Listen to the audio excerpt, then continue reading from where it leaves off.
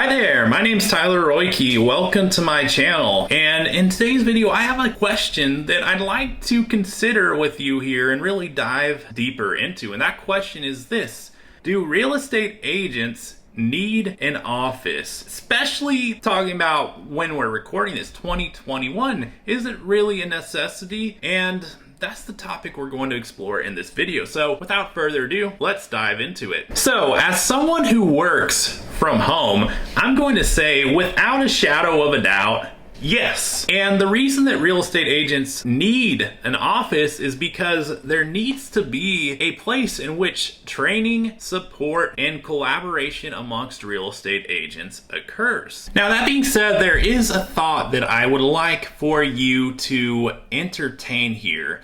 And it goes along with another question I have to ask, which is this: does a bricks and mortar office allow for the most in the way of training, support, and collaboration for real estate agents? Especially knowing that we live in a modern society where technology is very much a part of our day-to-day lives.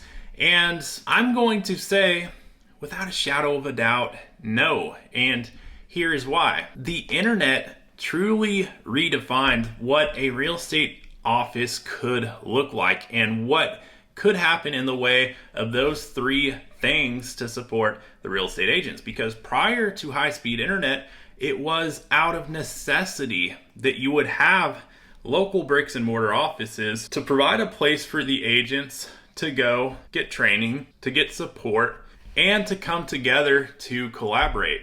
There wasn't another way to do that. You had to have a place for the agents to go and congregate and get the resources they need. And that's where the collaboration would happen, because it's going to happen wherever people are coming together. But with the internet, it is now possible to do that in a different way. It's possible to have a platform in which collaboration happens at scale instead of just at a locally confined level. And when you have a place that can facilitate the collaboration at scale for not just however many agents will be physically present in a local office, but across the board, across the map, then you can also have more in the way of training and support to help them do what they need to do in their day-to-day business, taking care of clients and getting the training that they need to be productive and to strive further towards their potential. And taking it a step further now, you got to consider this: what can be done for the agents and the brokers if you can eliminate that expensive bricks and mortar that is typically there on a local level out of necessity? Because guess what? The only way that bricks and mortar is paid for is through the agent's production. The agents are the ones paying their splits and paying their commissions to the brokerage, and in turn the brokerage is covering its expenses. But what happens when you can eliminate that massive bricks and mortar expense, if nothing else, just out of sheer necessity? Because it's not out of necessity in a modern world in which you have the ability to provide the exact same things that you would go to a local office for via the internet, and to do it on a bigger scope and scale, and to have economies of scale and being able to provide more in the way of all three of those things. But now you have a cost savings involved. So when you have that, what else can be provided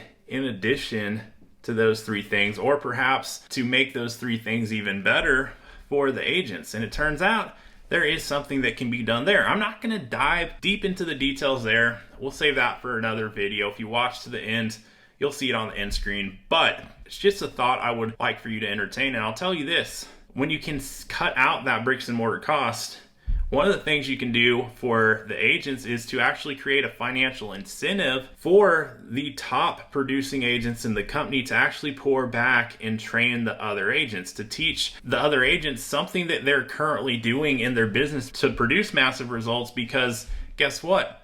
On a local level, you don't have an incentive structure like that. You don't have an incentive for the top producing agents locally to pour back into the other agents who are, as a result, their competition. The only scenario they have a financial incentive is if they're actually getting paid to do so. So either they're getting paid a fee for the training, they're selling something in the training, or they have an ownership interest in the actual company they're doing the training with.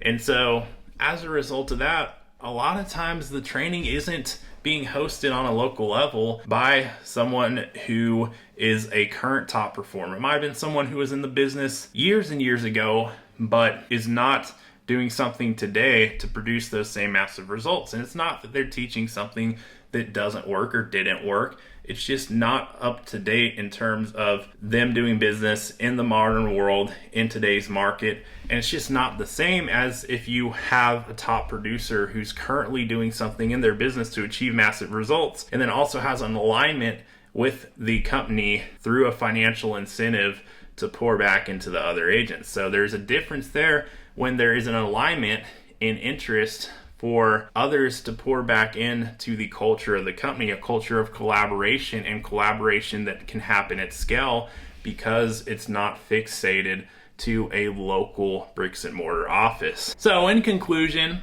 do real estate agents need an office? I'm going to say without a shadow of a doubt, yes. However, it doesn't need to be bricks and mortar. And that illustration I just made in terms of being able to provide more training support and collaboration for the agents is actually made possible through the company that I operate my real estate business on.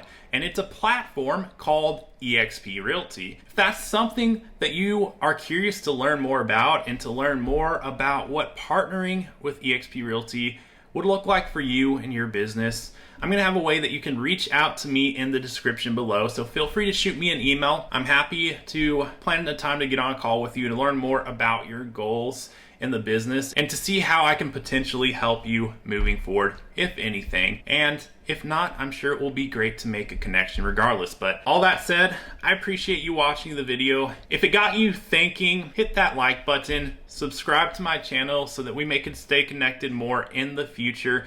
And until next time, I'll look forward to seeing you on the next video.